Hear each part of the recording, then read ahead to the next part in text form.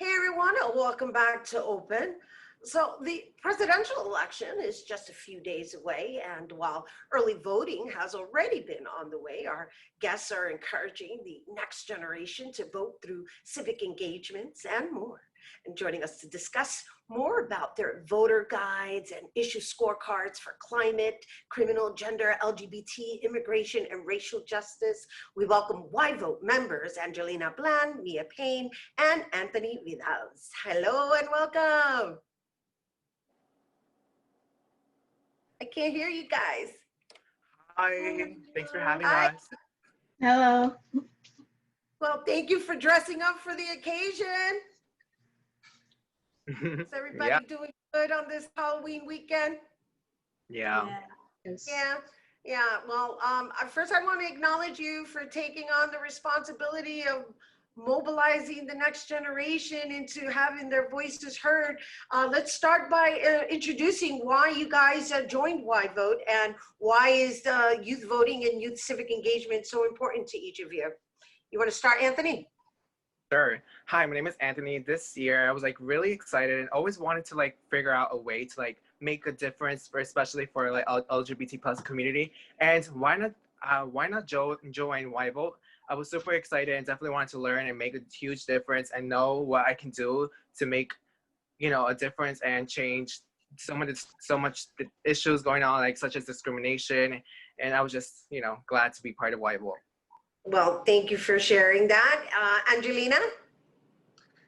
Hi, I'm Angelina, and I joined YVote because I just wanted to learn so much more about how our government works and ways that we can take action as a community. And it's so amazing how YVote works because not only are we learning so much information like electoral college and doing scorecards on candidates, but we use that information to go to our communities. We would be able to tell our clubs and our schools about what we're learning so then everyone else knows about voting. Beautiful. Mia, unmute yourself before you speak. Hi. Hi, yes, I joined YVote because of its incredible initiative, and I really just wanted to know what it means to fulfill my civic duty. And I feel like voting just really redefines power in a government that usually marginalizes communities of color. And being from the Bronx, I feel like it's really important to vote and to really just vote for candidates that are going to represent issues that are usually marginalized, but they care about and they can bring action to and awareness to. So what I did, the ages of all of you, because I'm just loving the way you're communicating, and I'm looking forward to sharing with our viewers your scorecards because they're lovely. Anthony, how old are you? I'm 17. And Mia? I'm 16. And Angelina? I'm 15. 15, 16, and 17. Amazing. So let's talk about how you feel regarding this political moment. How do you feel it's impacting you? For young people, I feel like we're really honestly being inspired and based off of social media because of the social media platform that we have during this movement compared to other movements in the past, there's a lot more activists and there's a lot more leaders that we can look up to, which is very helpful in the future because I think as young people, we're usually told that we are the future, but now just with climate change and with everything just happening in the world, going on so fast and that there's a ticking clock, it's we actually are the future. We actually know that we have that responsibility. So it's important that during this political moment in time that we just really educate ourselves. We clarify what we want to do in the future because we're responsible for the future and we have a position and a place that we really have to take as a Generation Z. So I think that we're honestly just being more educated than ever, more inspired than ever, and more inclusive than ever. Yeah, Mia, is that why you're disguising yourself? Because you're you sound like you're going to be into politics. Anthony, did you want to say something? Sorry, I didn't mean to cut you off. Oh, no. No? All right, so you guys, so tell us about your experiences with YVote and why, what is it that what exactly do each of you do within YVote? You want to start, Angelina? Yes, please. Well, for me in YVote, I am a part of the criminal justice group. So I've been a part of YVote since the summer. And it was such a great experience that I had to come back for the fall because it was just so inspiring being able to learn. Not only do you learn from like your facilitators and your teachers, but we also learn from one another as students. So there's just so much information being given and so many different perspectives that it's so inspirational because it's like we have so many people that are so inclusive and so like educational. It's amazing. And also like in YVote, what we do is like we learn more about how to vote, the process of voting, who is able to vote, who is not able to vote. So we all just get that type of information. And also it's like really been eye-opening because it like shows you like what you didn't know. Like for me personally, I never knew about electoral college or what it even is until I got into YVote. And it's like I've learned so much and it's just well, you know, and the thing about it is you learn by being in the conversation and being amongst peers who are also part of that conversation. So Anthony, what sector do you represent? I represent the LGBT plus group. And mm-hmm. And it's honestly really great because, you know, as an openly gay person, I finally get to like be with a group of people who have the same idea, working to make a huge difference in our country. So it was amazing. And so Mia, that leaves me with you. So we are already touched criminal, LGBT, which means you are? I'm climate justice. We recently renamed ourselves to environmental justice because we wanted to focus on more than the climate, just as environmental racism, especially which is so like prominent being in the Bronx.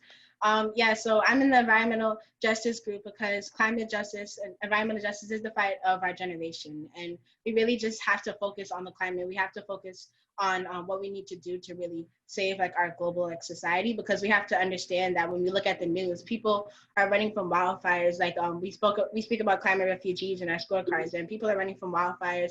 They're running from like extreme temperatures, and it's like we're constantly just running to somewhere to be safe. But like the reality is like parts of the Bronx are going to be underwater within several years, and it's like we cannot just keep running. We have to actually attack the issue, because eventually, like, I don't want this place to become somewhere where none of us want to exist because there's no place to actually be safe because we didn't act sooner. Woo! Spoken like a true activist. All right, you guys, how long have each of you been with YVote? Since the summer. You've been since the summer, Mia? Yeah, since the summer. Of this year, 2020? Yes. Yeah. And Angelina? Summer of 2020. Okay, so what inspired each and every one of you to be part of this conversation, to learn the language of politics, to be a stand for your respective sections or sectors? What made you move in this direction of just making sure that you're part of the change? Well, what made me want to join YVote and really want to be more civically engaged is that I've always had like a passion for criminal justice and criminal law, and I've always wanted to be a lawyer. So I saw YVote as an opportunity to further my research, to further my studies into those type of topics. And also I've seen like so much like gentrification and so many racism and like so many other different types of stereotypes and like realities that people have to go through in our neighborhoods in the Bronx, and it's unfair treatment. And I believe that everyone has the right to be able to vote, the right to be able to have their freedom, to be able to have a better community. And right. I see YVote as an opportunity to better my community and my family. That's awesome. That's awesome. Really quickly, guys, your reasons for being part of YVote? Okay. Honestly, for me, it was because Generation Z inspires me like so much. I'm constantly inspired by my generation. We're like the most ethnically and racially diverse generation that this world has ever seen, which means we are the most powerful generation this world has ever seen. And just being a young Black girl from the Bronx and knowing that I have a voice and knowing that I have ideas that someone else at the table may not have, just that I can represent like multiple communities, I think is really important that I engage myself in that and remind people of their civic duty and their civic engagement. And basically just being in YVote within the different action groups, it's like you get to really understand, you get to have people understand that there are certain issues that you care about and there are candidates that can help you take those issues into action. Wonderful. And last, Anthony, before we go. To add on to on what she said, it's really important for all of us to use our voice and our power. It's definitely something that is a power we all have, and I know there's many people out there who don't really have that. So why not use our voice to speak up for everyone else who just doesn't have it, and of course for ourselves too.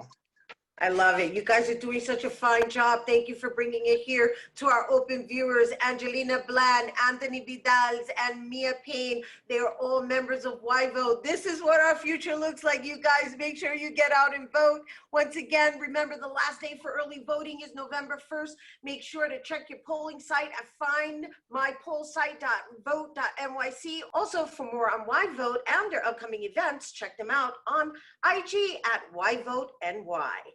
Don't go anywhere. Bobby C's Weekly Sports Roundup is coming up next.